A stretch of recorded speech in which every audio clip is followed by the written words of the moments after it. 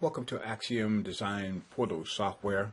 This video is being created to help you and demonstrate to you how to enter and create events and presets within the 800 or 400 or even our R1 or R4.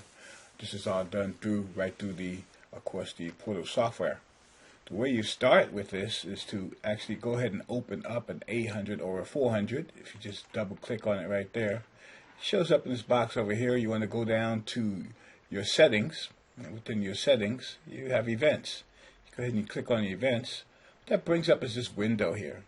First thing you notice is that you have events for all zones, but you can create events for individual zones as well. For this exercise, we're going to create events just for the family room. So what we're going to do is go ahead and hit the drop down on there. And remember, this can be duplicated in all zones, or you can create it to work on all zones at one time by using the events. What I mean by that, I could go to 2, create events, 3, create events, and so on. Okay, so say we want to create a power on event. What this basically is what happens when you turn power onto that room. So let's throw some commands in there. Say when power comes on, we want our receiver to come on. So we'll go ahead and we'll throw an on command for our receiver in there.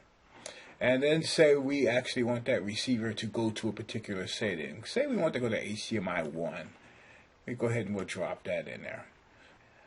One thing you might notice as I drop commands in this one box right here, notice how that command is changing. Reason for that is we can only occupy this with one command at a time. So in other words, if we push this button right here, we can have it just rewind. But is that all we wanted to do? No. So the way we would add multiple events to one button right here is to go up to the macro page here. We're going to go ahead and add a macro. Now macros, we're going to go ahead and we can rename this power on. The difference between that macro and that event is a macro will allow you to put multiple events into one space here. So say for instance I want to go ahead and I do want to do that power on. I could have it do that. I could go ahead and have it go to HDMI 1 if I wanted to.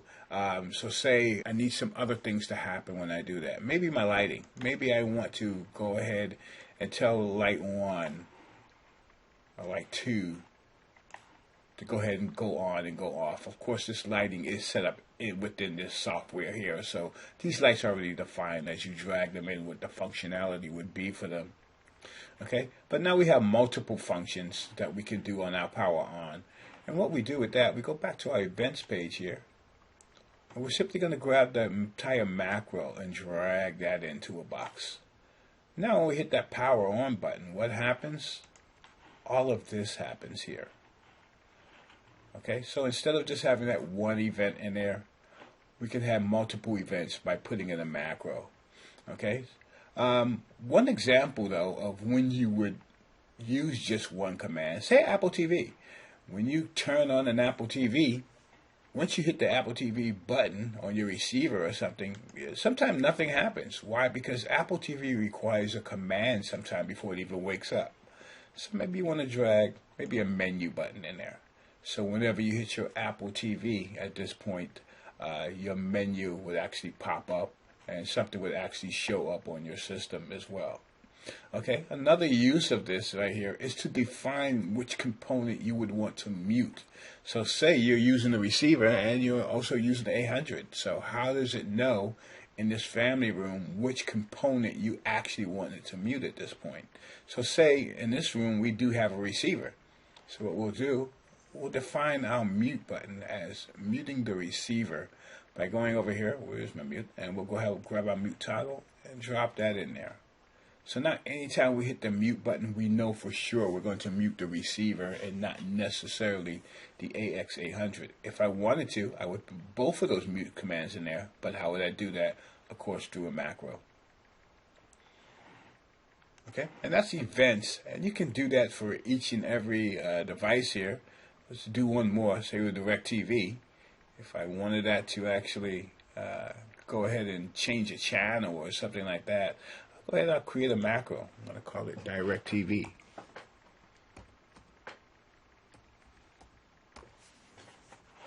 And go ahead to the DirecTV box here. Okay, so when I hit that DirecTV button, I want certain things to happen. I tell you what, let's back up for a second, because the first thing I actually want to happen is to go to my receiver here, grab our receiver here. And from our receiver, what we'll do, we'll grab a couple of commands for that, because the first thing we actually want to happen when we hit that DirecTV button is that to actually switch to the input that we want it to. Okay, and say we want a favorite channel we want it to go to. Okay, we go to our DirecTV, and we can say we want that thing to actually go to channel 268.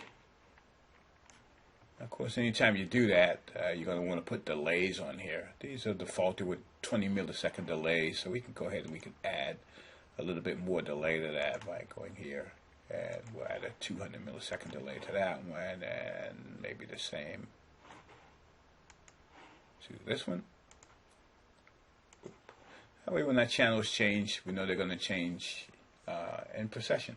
So now, what we did, we're going to, when we hit that DirecTV button, we're going to go to the Marantz receiver, change to the input, and then we're going to change to a favorite channel that we want. This is just an example. It could be pretty much anything. We're going to go back to our events. We're going to go ahead and drag that DirecTV to that DirecTV box there. So now when we hit the DirecTV box, that's what happens there. And you can do the same, once again, for every zone. Every zone is going to have the same amount of presets there. The names here are the names of the devices that's actually in your system here. Now at the bottom here, you have presets.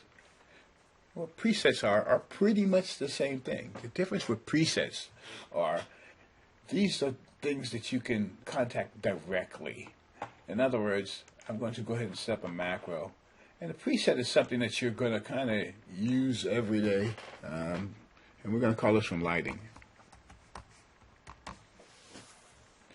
And these are buttons that you can actually put on your keypad.